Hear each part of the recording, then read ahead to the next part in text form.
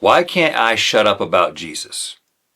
I get this question a lot, pretty much every time I talk about Jesus or anything related to Jesus, like my experience as a Christian or my deconstruction. Sometimes it's asked in a spicier way, or not really asked at all, like I've heard, bro is milking it, or, okay, we get it, you're not a Christian anymore, move on. And a few people have pointed out that it's sort of like I was dating somebody and then I broke up with them and now I can't stop talking about them. And not only does that seem kind of pathetic, but it's pretty clear that I'm probably still obsessed with the person, right? And when you put it like that, okay, it does sound pretty sad. Now, I've been an internet person for long enough to know that trying to explain yourself on the internet is almost always a bad idea. But I get this question so often that I'm just trusting that somebody out there is actually asking it in good faith and actually wants to hear the answer. So I'm going to do that. I'm going to try to give you the answer. Now, first of all, I think the analogy of me dating somebody and then breaking up with them and then not being able to shut up about them is a pretty good one. So let's go with that analogy. If I was dating a person and somebody who had dated them in the past kept talking about them, it would get really old really fast. I get that. But I'm going to ask you to put yourself in my shoes for a moment.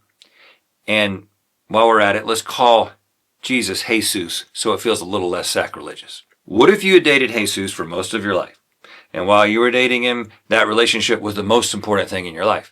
I mean, he wasn't just an aspect of your life. He was your life. You ran every decision by him. You talked to him every day. Your identity was rooted in him. You even went to work for him for a little bit. And between you and me, he didn't pay that well. But what if you went through a long, complicated breakup with Jesus, and it took you years to sort through your feelings about him and to figure out who you were apart from him? And what if most of the people that you loved and loved you were still dating him? They talked about him all the time, and they regularly told you that they were asking Jesus' dad if he would make you get back together with Jesus. In this analogy, Jesus' dad is all-powerful. He's also Jesus, but let's not get distracted, okay? What if everywhere you looked, you saw reminders of him? His bestseller on the shelf at the bookstore, his house on the corner, and that corner, and that corner. What if almost everyone celebrated his birthday? What if he had a hit TV show? All sorts of movies were made about him. What if he had Super Bowl commercials? And speaking of the Super Bowl, what if it was very likely that both of the quarterbacks and both of the coaches at the Super Bowl were dating Jesus, and they would thank him after they won?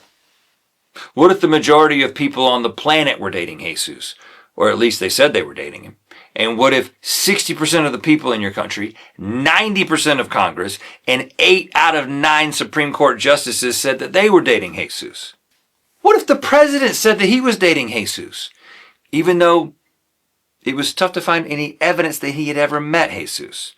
Instead, it sort of seemed like he just said that he was dating Jesus so the people who are dating Jesus would vote for him. But regardless of the circumstances, it seems like him acting like he was dating Jesus had done a lot for his political aspirations. And what if the president and a lot of the most powerful people in your country were doing all sorts of stuff that seemed to be very inconsistent with what you remember about the character and teachings of Jesus?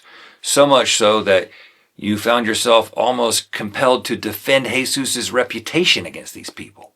And what if over the years you'd heard people who were dating Jesus say all kinds of things about Jesus and Jesus' dad and the stories that were written about Jesus that you just don't think are true? What if you found that sometimes people who are dating Jesus get very scared that other people who are dating Jesus might stop dating Jesus, and they come up with a lot of reasons for people to keep dating him that, upon further investigation, just don't seem to really hold up to scrutiny? What if the people who were dating Jesus had a tendency to say all sorts of things about people like you who had broken up with Jesus that you thought were untrue? Things that you felt were unfair, misinformed misrepresentations that were intended to discredit you, to malign you?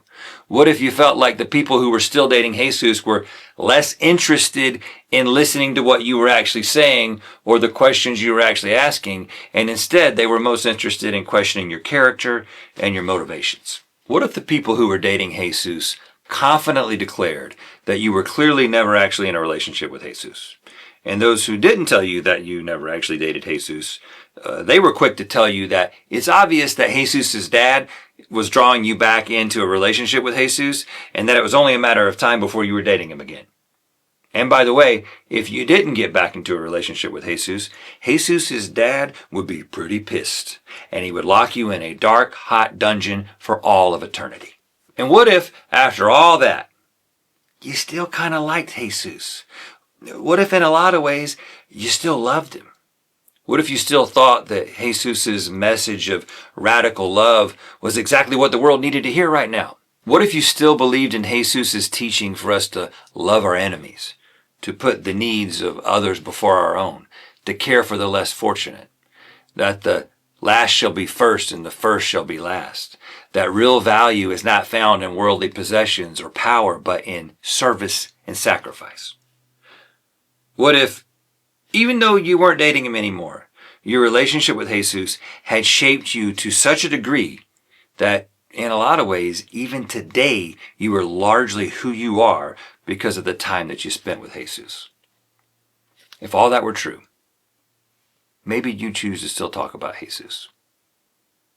And maybe if you did, you still get all the same criticism from the people who are dating Jesus that you get every time. You know, the people who seem to know your heart and your experience and your intentions better than you do. But what if you found that every time you decided to talk about Jesus, a lot of people who used to date Jesus or were working through their own complicated breakups with Jesus, they let you know how much they appreciated you talking about your experience? What if they said they appreciated it because sometimes they felt like they were going through their own breakup with Jesus all alone? They're facing many of the same challenges you did when you broke up with Jesus. The same questions, the same criticisms. And hearing somebody talk about it made them feel less alone. I don't know. But if all that were true, maybe, just maybe, you find yourself talking about Jesus too.